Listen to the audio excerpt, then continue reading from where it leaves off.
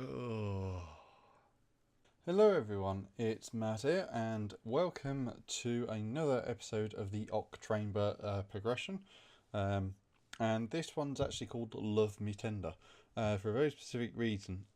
I've spent quite a good portion of today and what time I've spent on the project the past couple of days working on the tender. And today I've actually pretty much finished the main block out, if you like. There's actually a few things I want to go through with my audience as well. So the first thing is, and this is another major change as well, I've actually shortened the tender drawbar on the loco. So it's now using these two 5 long beams on the pivot point instead of the 7 longs. So that's a massive decrease to the overall locomotive length, and you can sort of see it saved about 4 studs already. So this tender is pretty much in the same position it was before. The only difference is it's been moved over 1 stud. There has been some other change with the loco, with the firebox and fixing it to the internal body. So it's actually 170 now. There's only a few things left on the loco in terms of actual main body, domes being the main one, and then fixing all the sort of like the footplate and running boards. That's another day. So the tender's been the main focus, and the reason there's 3 is because there's 3 different control mechanisms in here. Now obviously it's probably going a bit above and beyond what was probably needed, but I like to give the option, because at least I've given the option, at least it's there. So I've spent a good amount of time fiddling, moving stuff back and forth, removing stuff that I've added just seconds before, and doing a complete rework in some areas. So this is the current sort of like power functions tender, and I've had a very nifty way of doing the cabling. So obviously I can't have the battery box fully to this end because I need some room for fitting in these coal doors at the top of the coal hopper, or top of the coal area. So I've fitted the battery box in here, fits in very nicely. It is roughly the same height, so I'm happy with that. So the only issue is that the top of the battery box is exposed. I could resolve that slightly better by lowering the floor of the tender one plate, because at the moment there's actually 2 sets of these plates down here, so I could actually lower it so that there's only 1 sort of layer. The only issue is that with the tender it's right above the pivot point, sort of like the midpoint of the tender. So that is a real structural weakness, to have all that weight, if you like, just resting on those studs. And the other thing is that it's directly above the end of this plate. So that plate is sort of, these plates are sort of meeting like this. Over time, you'll just get a sag like that, which I'd kind of want to avoid. And although yes, it is supported by the plates above it, all the way to the battery box is actually on that plate. So I don't really want to sacrifice that sort of structural integrity just to fit the battery box. There are a few other methods I could do, so I could shuffle the underframe around, but the trouble is that doing that means changing like the structural point of where the turntables are for the bogies, and that's a whole another kettle of fish. So I could do it, but as far as I'm concerned, I'm quite happy with how it is. I'd sooner have some bit of structural integrity in the tender, because obviously the issue is the tender's not powered, so all the power in the loco is actually in the actual steam engine loco itself. So the tender's just along for the ride. But at the same time, if I've got a load behind the tender, I don't want the tender to collapse in on itself or just pull itself apart, because I've sacrificed the structural integrity to make the coal area a bit prettier. Aspect. So that's why I've gone for that. It's not too bad, if I'm going to be honest, and there are other ways of solving it, which I'll come on to in a bit with the third tender design. And the other issue as well with having power functions is you've got to have the receiver exposed, And believe it or not, I've not actually raised that receiver up. That's actually sitting on the same floor as the battery box. So it does leave the receiver exposed and a little bit of the sides. It's not too bad. It can represent toolboxes or maybe some other form of stuff that's on the tender. There are, judging from some photo references for various railroads as well as New Haven, there was often some form of toolbox or something along those lines on the top of the tender. The New York Central model, well, I'll actually pick up now. This is, I think, an MTH model. You can sort of see there's actually one right here.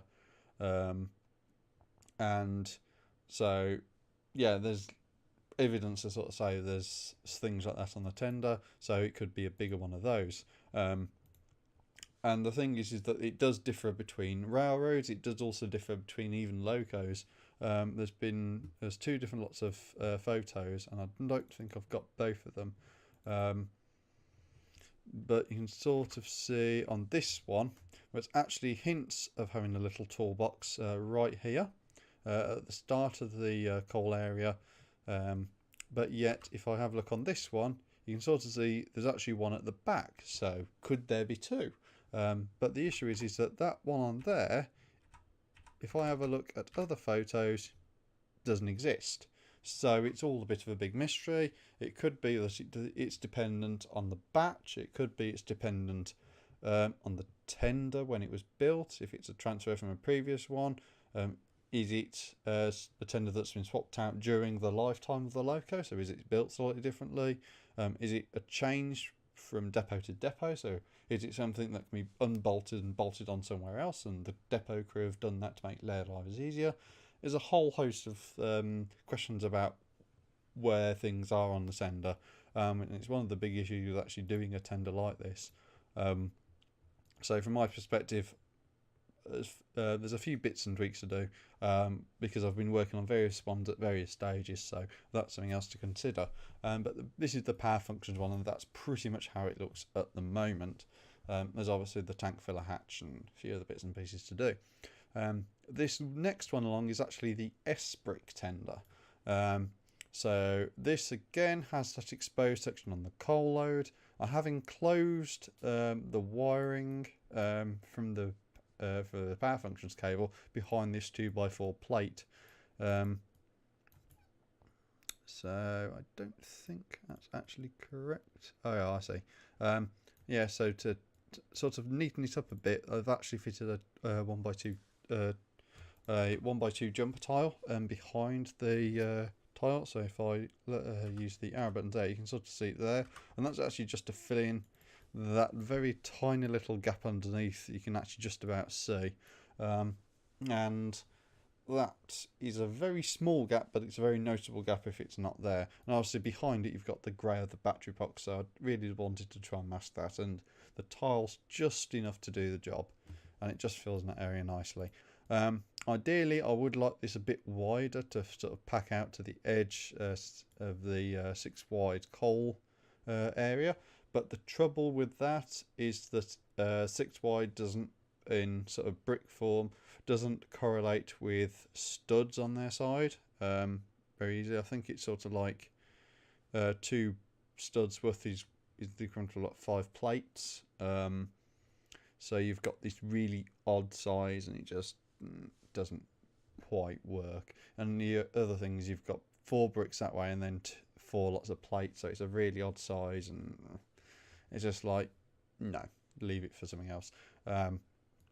So that's there. It doesn't look too bad, and it just smartens the aesthetic up a bit. You could work it out slightly differently, but as far as I'm concerned, I'm quite happy with how that is at the moment. And obviously there's multiple different ways of connecting the pieces, so who knows in the future, if I do build this loco and, you know, come to this, I might suddenly work out an easier way of doing it and hiding all the hiding the wiring and doing that sort of stuff. So I said this was S-brick, so here is the top of the rear section for S-brick, and the reason why you've got these studs exposed is that that's where the power functions sort of actual connections are, where there's some studs behind them, So I've actually just used tile to sort of neaten that area up. And if I move this tile that way, the reason why there's all this sort of difference is that this area here is actually for the power functions cable. So that's actually representing where the power functions cable would be for the motor. So in these scenarios, I'm basing it on the fact that you'll have a battery box, a receiver of some description, so either power functions or S-brick, and also one cable either from the motor itself or as an extension wire, which is probably more likely, judging from the cable length, from the receiver to the motor. So that's actually representing that. Now the issue is that I've left this as a gap like this, so you've got this sort of hollow, if you like, compared to most of the tender, because there is a issue with actually filling that in. I did say before that these set of studs is exposed because that's the power function connectors, and it's the same situation with this here.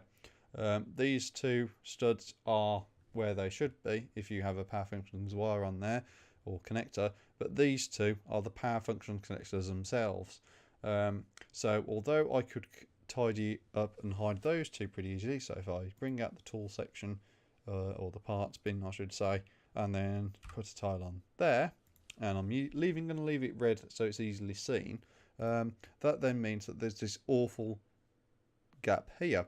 I mean, I could bump this up so that that's in line, but then I've got a row, so like the 4 sections there and then the 2 there for the power functions wire, and it just doesn't work aesthetically in my mind to have those 4 exposed and then those 2 exposed as well. So in my mind, just expose the whole lot, it solves the problem, and it means that you can just explain it by saying it's a different version of the tender or something like that. But it's really awkward to try and sort of hide that in that sort of manner. Now the other thing you could do is actually to get a black cover for the S-brick, in which case that would be black anyway, so it does mask it a little better, but you've still got the issue of your power functions cable. You could paint it black, you could even modify your own custom one, but again, it's something beyond the use of stock parts, if you like, for this project, with the exception of flex tube for ladders and that sort of stuff, but go on to that much later. So this is it again. It's just tiled for the rest of it, and obviously there's the ladders and other stuff to get on, because this is just pretty much a copy of the power functions one, just with a different receiver. The end one, I've actually done more work on than the others on, so that's why it looks a bit more completed, and it's got the rear backup light and that sort of stuff. And this one is actually for Buies. Now Buies I've never touched in my life. I've heard of it, I've read articles, I've seen Sariel use it in his Technic creations, but personally I've never held one, I've never seen one, I've never used one, and it is something I want to fix in the future because it does sound like a good unit, but again, being more train related, I'm just a bit sort of apprehensive about using something like that. So the Buies actually has a few features which are of interest as a train modeler, and especially for something like the Y3 tender here. The first is that it's smaller than the power functions battery box in and of itself. So instead of being 4 bricks high, it's actually only 3. So that means there's actually a brick difference in height, which we can capitalise on and make use of and make a bit better.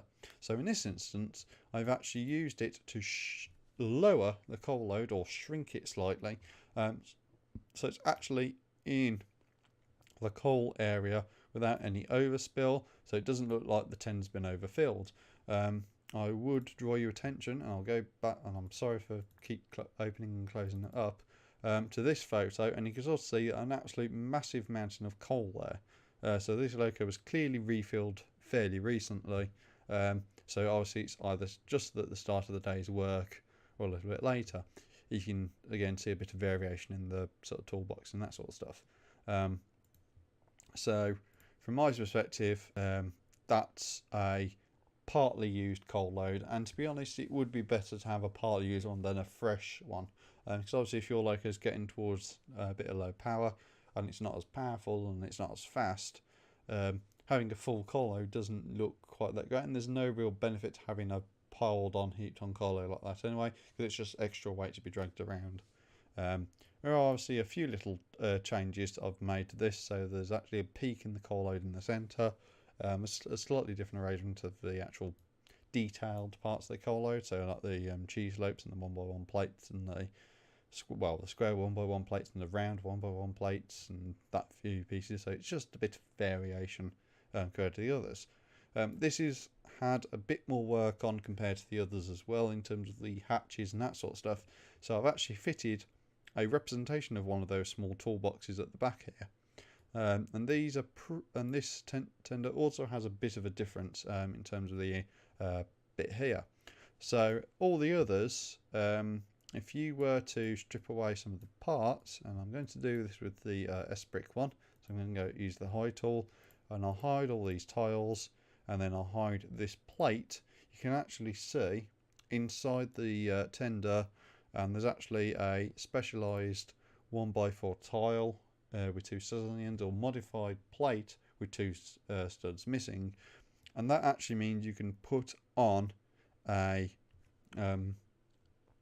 plate and not actually have it fixed down greatly. So if you do need to make some changes or do something else or remove it for whatever reason, you can actually do that, and that's actually why I put a plate in on those things. So it actually just gives you a bit of more lee room and a bit of freedom to actually put something else in should you want to. So it's just a bit of extra sort of like features, if you like.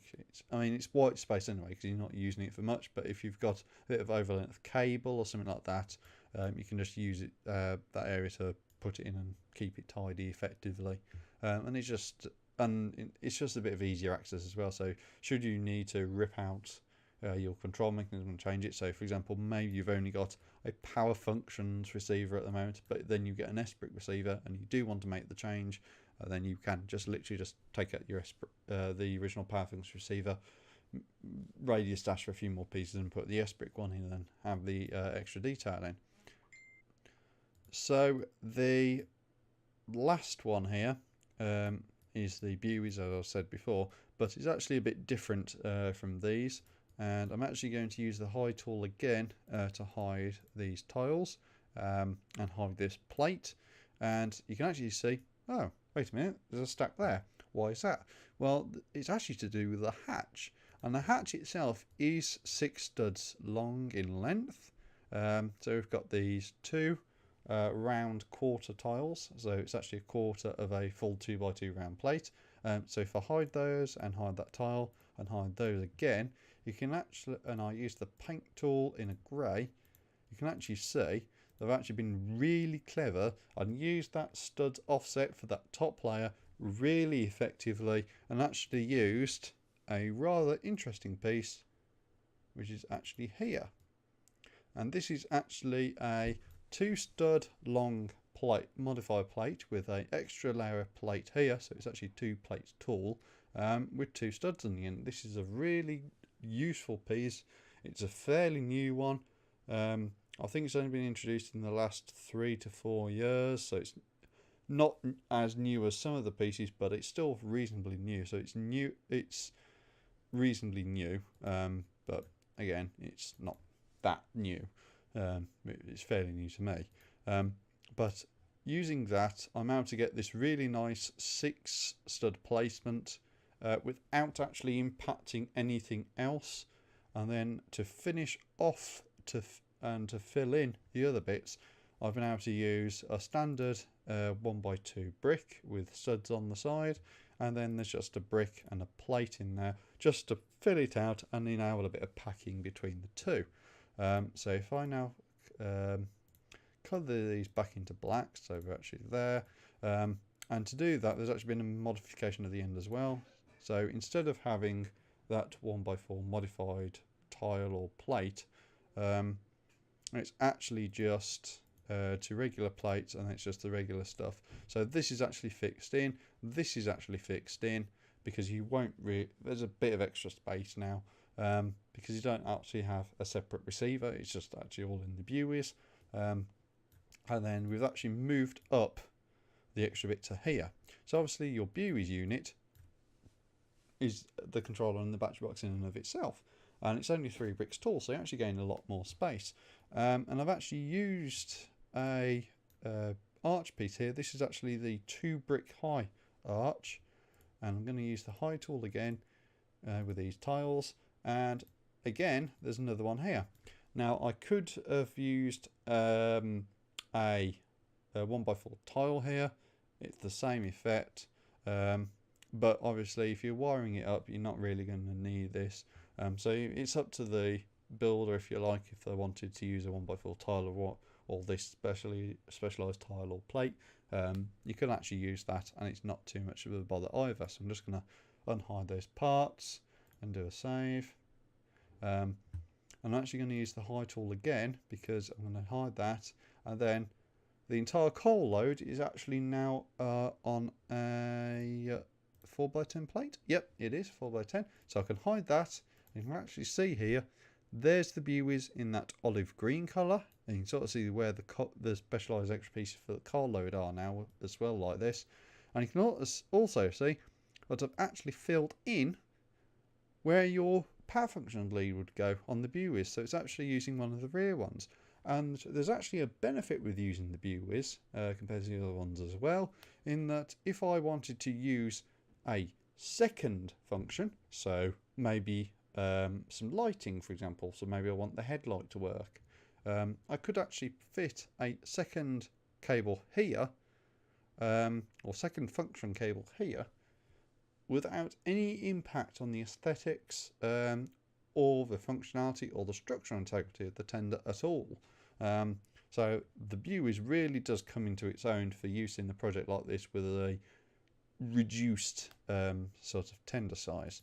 Now the other issue is that with the way the functions are mounted, so they're always facing outwards, from what I've seen from the buoys, the end ones here you can't really use. You could possibly find a way to just use only some bits of this, so maybe not use this sort of column here which supports the sort of coal doors here, and maybe strip some of that out, and then possibly use another function port there, so possibly so you'd get 3 functions. So obviously that means one for your main motor to actually drive the Loveco, and then you have 2 other cables which all output ports, so maybe you could use one for the headlight and one for the backup light. So you've got this really nice fully functional Loveco with working lights front and rear, but because you've used buoys, you can actually fit those in and hide all the cabling really easily. And I'm just going to unhide that again. And speaking of cabling, there is something I really do want to show you as well. On all of these tenders, I've been really peculiar to give extra space for the wiring. So there's actually a 2 plate gap there and a 2 plate gap there. These unfortunately are the 1x2 bricks with a with studs on the side. I've not used the full stud version where there's 2 studs on both sides, just 2 studs on one side, and these are actually accompanied by a tile there, and then you obviously got the brick there to actually support these coal doors or coal cupboard doors, but that should be enough for the wires. And the benefit of using this snot technique is that all this space here by the side of the battery box, but underneath the snot here, is hollow. So you can use those for your cable runs as well.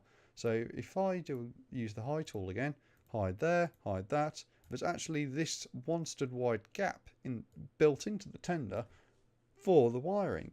So again, it's a really neat use of space. So there's extra functional wiring capability. So if you do use the buoys, for example, and you do have those 3 wires, you can actually split them up as your motor wire and then your function wire for your lighting, because obviously your rear light is actually there, so your one function actually just stays within the tender.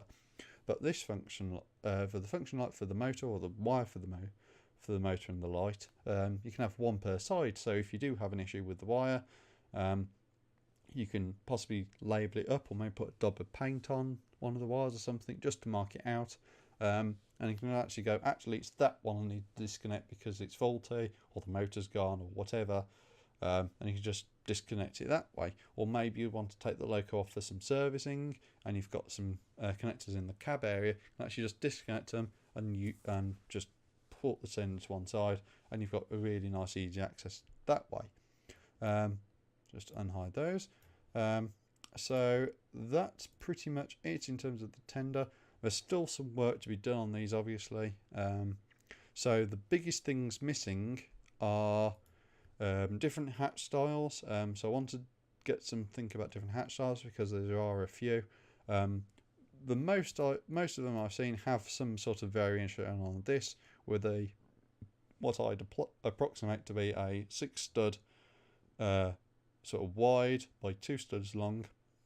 Obviously we're going width that way, and then length in terms of the overall tender length for the actual hatch for the for putting water in the tender. But there could also be versions where it's actually just 2 hubs either side, and you can just take the caps off. Because I have seen that on some American tenders where there's not just one super long open hatch, there's actually 2 smaller ones, which again might be a local variant. It might be to do with the date of production for the tenders. So you might have actually 2 different ones. It could also be that it's actually split into 2. So instead of having both, so you can only open one hatch if you need to. But that's just another variation, and we'll try and cover it at least, so it's actually shown. But I just thought that I'll show off a bit of progress and show off a bit of variation as well, and thoughtfulness if somebody does actually want to build the design. There is only one other thing I do need to cover for the tender works, and that's actually I've actually changed the bottom of these tenders here. So I've actually moved out this step here because of the way this piece actually is on the underside. I'm now to use that to my advantage to actually move these steps out a bit, and then on this side where you'd actually have the ladder normally, you can actually use a piece to actually fit across there and actually get that extra step, because obviously this side you'd actually have the ladder up to the tender top, which is something I do need to fit in somewhere at some point. So again, that's just something I need to consider, but again, it's just a neat little, have you sort of seen this, and it's just a little variant. The only issue is that it's a bit more unrealistic. Again, it's just to do with the way Lego scales. If you look at this image, because this image is the one I'm sort of working on really for tenders sort of detail, you can sort of see that there's a reasonable gap between them, but there's still a fairly good gap this side for the pusher pole location. I don't know what it's called, because it's something I'd need to look at, and I know it's a place where they actually had like a shunter's pole or switching pole, and it's actually how they used to push some cars into place. But I'm sacrificing that little gap at the end there to actually fit on a bit of a wider sort of step here, because it did really look too narrow when they were right next to each other. So again, that you can fit some across there, and then that'll actually be your ladder up. So I think that's it for this Love Me Tender update for the New Haven Y3 progress. So for the final steps of the tender, I should say, there's the ladder, because the ladder needs to come up here. I might change around the backup light for something a bit more realistic, because obviously it's to get something that's a working light is a bit difficult. So it's something I do need to have a look at, and something I need to consider. But as far as I'm concerned, that's not too bad. It sort of looks scale-ish, but obviously a lot of them are really small in reality. It's essentially like more like a spotlight than an actual proper light with a sort of depth to it. so it doesn't really scale well into Lego. But again, that's a reasonably good approximation as far as I'm concerned at this stage of the game. And it's something I could always come back to later on, say towards the end of October, or maybe even later on, once I've sort of out of the time constraints, if you like, because bear in mind I've only got another 10 days or so to finish this model. And it's something I might come back to sort of after October is actually finished, and then work on a bit more. So there's the ladder, possibly changing the light, and then you've also got the handrails for the front of the tender.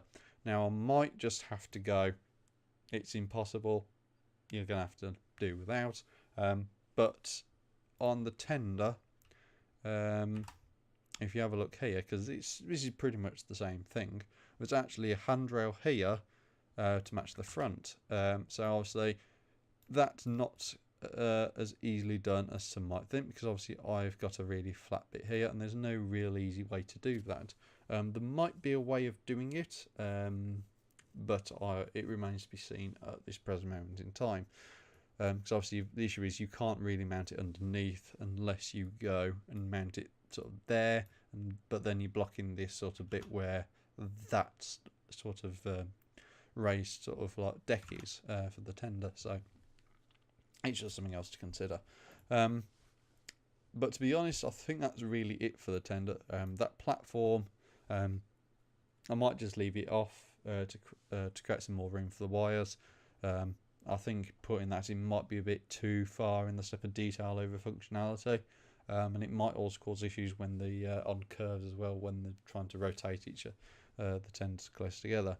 The only other major thing I'd need to look at is the tender bogies, I should say, and sort of fixing those and sorting those out, because to get that sort of detail on the tender, that sort of look, it's not that easy. So I might have to go for a different sort of tender bogey than the ones I sort of should have in reality, because you can sort of see they're really small in height, and you've got quite a lot of detail, like these sort of like arch springs, I want to say. They're more leaf springs. Running out told there's something else entirely, but you've sort of got these really odd springs that sort of come out away from the sort of side of the bogey, and they sort of match up in line with the edge of the journal boxes. So it's again something to try and match, but again might not necessarily be possible within the confines of scaling to the Lego sort of scale. So that's it for this episode of OcTRAINber and the work in progress. So there's been quite a lot done. There's quite a few things sort of ticked off, if you like, and the tender at least is mostly complete. So I'm reasonably happy with how it's come out, especially the Buies version where it's all nice and hidden. So that's it for this update for the OcTRAINber project. And I might do some more work on it tomorrow. It remains to be seen. But there's definitely getting on in leaps and bounds, and I think the next sort of major sort of works are going to actually be done to the loco to finish off the front end, so that's almost ready. So that's it for this update for the OcTRAINber series.